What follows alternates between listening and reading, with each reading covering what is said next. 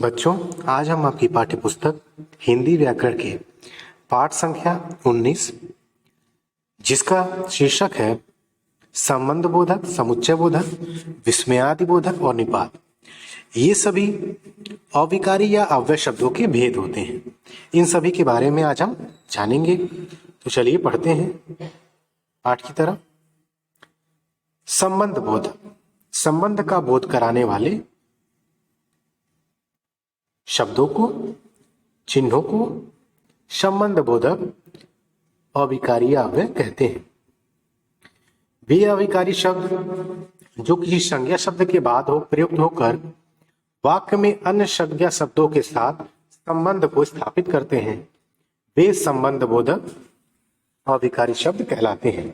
जैसे पहला उदाहरण है, पोस्ट ऑफिस के सामने बाजार लगता है। अब यहाँ ऑफिस संज्ञा शब्द है, पोस्ट ऑफिस संज्ञा शब्द है, इसके बाद के सामने लिखा हुआ है और इसका संबंध बाजार से स्थापित कर रहा है।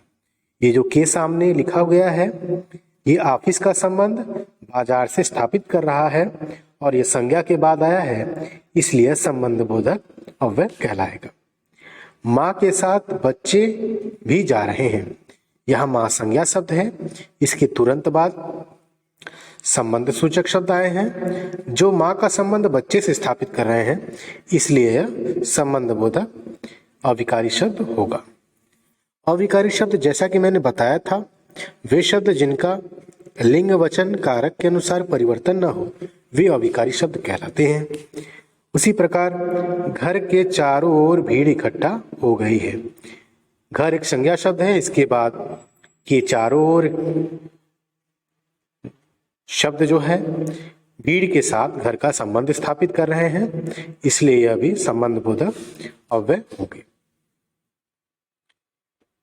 इसके बाद देखिए संबंध बोधक या क्रिया विशेषण के रूप में। संबंध बोधक कभी कभी क्रिया विशेषण के रूप में भी आते हैं।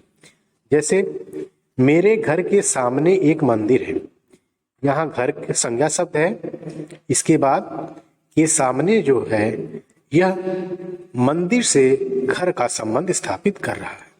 एक मंदिर से और घर का संबंध स्थापित करने के लिए के सामने लगा हुआ है, परंतु यह के सामने जो है यह स्थान का बोध कराता है जो कि क्रिया विशेषण कहलाएगा।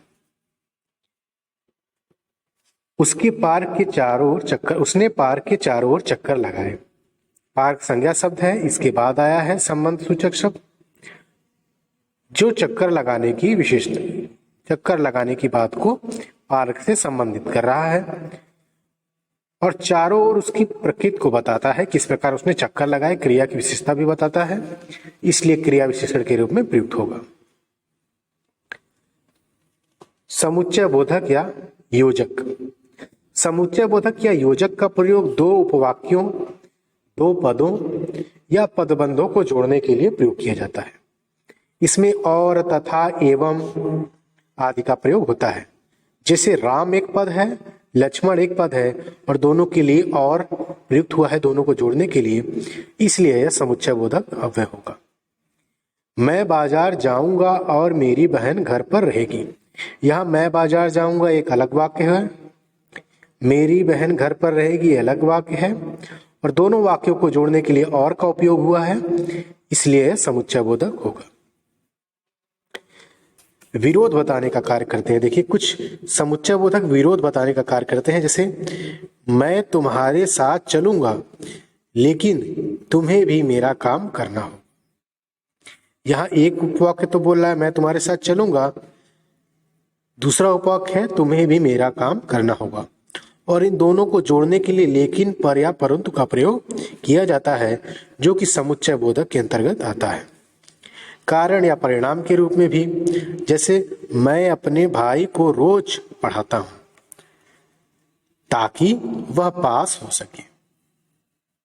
यहां एक वाक्य दूसरे उपवाक्य से जोड़ने के लिए ताकि का प्रयोग किया गया है या जिससे से प्रयोग किया गया है, इसलिए समुच्चय बोधक अव्यय होगा। विकल्प बताने के लिए, दो वस्तुओं का विकल्प बताने के लिए या तो ये या तो वो, ऐसा तुम पहुंचो या अपने भाई को भेज दो। यहाँ वक्ता कह रहा है या तो तुम पहुंचो या अपने भाई को भेज दो। तो यहाँ या का प्रयोग किया गया है जो दोनों के विकल्प को तय करता है, इसलिए यह भी समुच्चय बोधक अव्यय होगा। समुच्चय बोधक अव्यय दो प्रकार के होता है, समानाधिकरण समुच्चय बोधक और व्याधिकरण समुच्चय बोधक। समाधिकरण समुच्चय बोधक किन्हें कहते हैं? वे अव्यय जो दो समान स्तर वाले या समान अधिकार अंश को जोड़ने का कार्य करते हैं समान अधिकार समुच्चय बोधक कहलाते हैं, जैसे और, किंतु या अथवा। अर्थात वे अव्यय जो समान स्तर वाले, समान अधिकार वाले, समान अंशों वाले कार्यों को जोड़ने का काम करते हैं। मतलब जब दो पदों को जोड़ेंगे तो दोनों पद समान होंगे, दो पदबंधों को जोड़ेंगे तो वो पदबंध भी किसी न किसी रूप से समान हो, उपवाक्यों को जोड़ेंगे तो वो भी किसी न किसी रूप से समान हो, अपने आप पर निर्भर हो। तो इस प्रकार से जोड़ने के लिए और, किंतु या अथवा आदि का प्रयोग किया जाता है। ऐसे समुच्चय बोधकों को समाधिकरण समुच्चय बोधक कहते हैं। व्याधिकरण समुच्चय बोधक जो अव्यय प्रधान उपवाक्य या आश्रित उपवाक्य को जोड़ने का कार्य करते हैं व्याधिकरण समुच्चय बोधक कहलाते हैं। प्रधान उपवाक्य अर्थ होता है ऐसा वाक्य जिस पर दूसरा उपवाक्य निर्भर हो, और आश्रित उपवाक्य वह होता है जो प्रधान उपवाक्य पर निर्भर होता है। तो इस दशा में जो समुच्चय बोधकों का प्रयोग किया जाता है उन्हें व्याधिकरण समुच्चय बोधक कहते हैं, जैसे चूंकि, क्योंकि, तथापि, अर्थात, मानो, ताकि, जिससे आदि।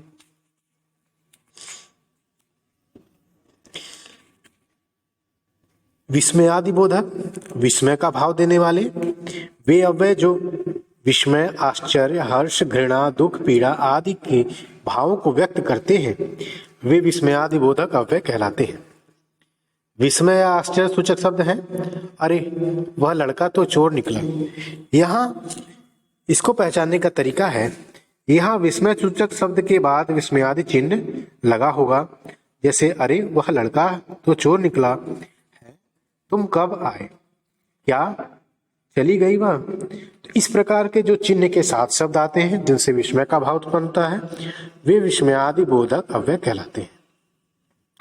हर्ष या उल्लास के लिए वाह बहुत अच्छे, शोक या पीड़ा के लिए उफ हाय, तिरस्कार के लिए छी छी हट, प्रशंसा सूचक शाबाश वाह वाह, चेतावनी सूचक बच के सावधान, स्वीकृति ठीक अच्छा, संबोधन सूचक हे भाई अजी साहब, ये सभी आपको याद करने पड़ेंगे 21 दशा में किस प्रकार के शब्दों का प्रयोग किया जाता है। इसके बाद निपात। निपात अव्यय है। निपात का अर्थ है किसी बात पर बल देना। किसी बात पर बल देने के लिए कुछ विशेष शब्दों का प्रयोग किया जाता है, उन्हें निपात करते हैं। ये भी अविकारी शब्द होते हैं, जैसे मुझे ही यहां से जाना पड़ेगा।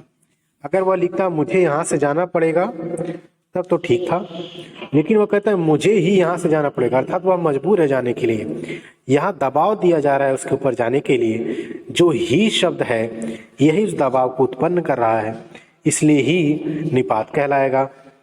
उसे भी अपने साथ ले जाओ। उसे अपने साथ ले जाओ, इसमें कोई दबाव नहीं उत्पन्न हो रहा है। उसे भी अपने साथ ले जाओ, यहाँ दबाव के लिए भी का प्रयोग किया जा रहा है, इसलिए यह वाक्य भी जो है निपात के द्वारा वाक्य पर दबाव डाला जा रहा है। वह तो अब आने से रहा, यहाँ पर तो शब्द के द्वारा वाक्य पर दबाव दिया जा रहा है। तुमने खबर तक नहीं दी, यहाँ तक शब्द के द्वारा वाक्य पर दबाव दिया जा रहा है। इसलिए ऐसे शब्द जो या शब्दांश जो वाक्य में दबाव उत्पन्न करते हैं वे निपात कहलाते हैं। इसके अभ्यास प्रश्न को आप लोग पूरा करने की प्रयत्न करिएगा। जो प्रश्न आए उसे पूछिएगा।